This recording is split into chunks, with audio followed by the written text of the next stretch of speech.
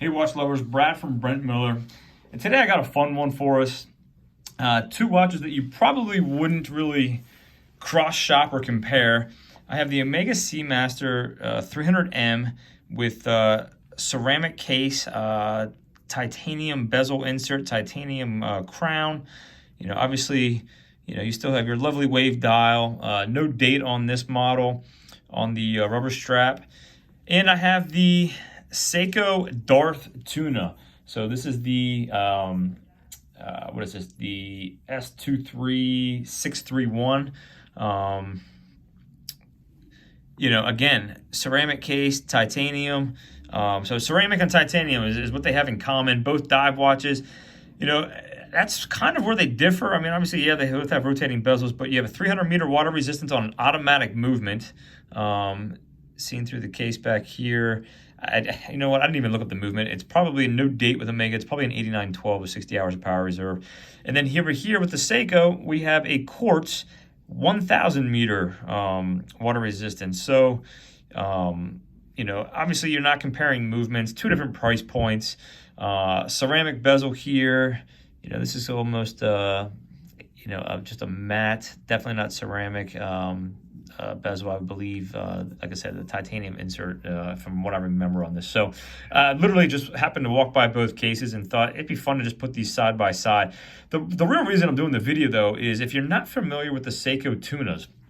So this Omega is, I think, listed at 43.5 millimeters. I measured it at 43.4 without the crown protector there, so kind of above diagonally, 43.4. And the Tuna is 49.2. So, I mean, it's obviously larger, 49 millimeters compared to, 43.5. However, because of the way the dial, is just smaller and you have the shroud that angles up, I was surprised at how, just looking at these, similarly looked size-wise. And I will throw both these on my wrist here shortly. I'm going to go over the rest of the dimensions. So on the Omega, we have a 21 millimeter lug width, 14.8 millimeters thick. We have a lug to lug of 51.2, so 51.2 millimeters. And I put it on the scale and it weighed 107.8 grams. All right. Compared to this 49.2 size, or 49.2 millimeter Tuna case, 22 millimeter lug width, 16 millimeters thick. Again, the Omega was 14.8, so it is thicker.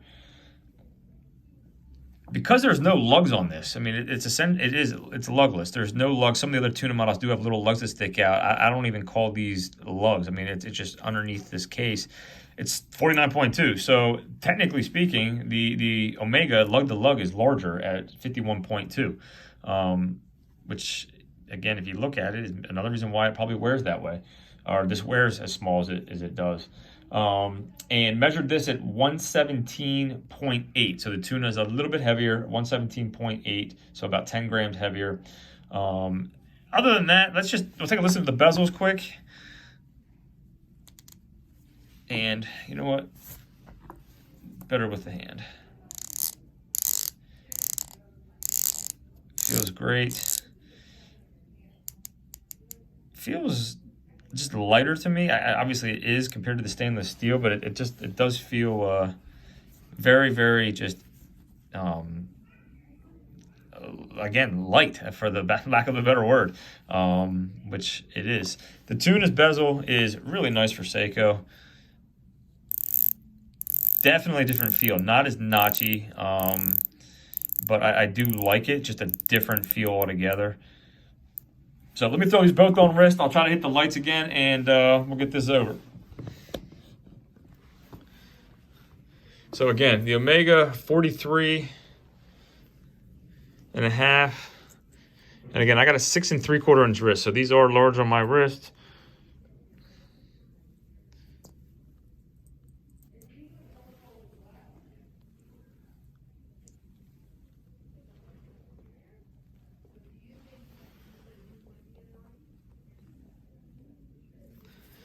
And the Tuna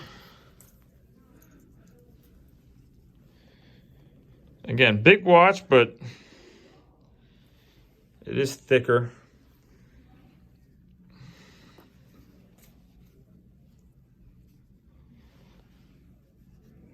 But not as big as you would expect hearing 49mm case compared to a 43.5. So again, that dial, just a smaller dial, makes it look smaller. The shroud case makes it look smaller. No lugs makes it look smaller. So, all right, let's dim these lights quick and see what we got.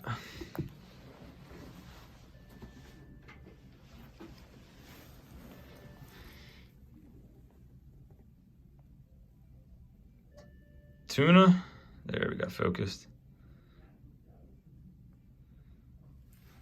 And the ceramic titanium Seamaster. Blue, loom.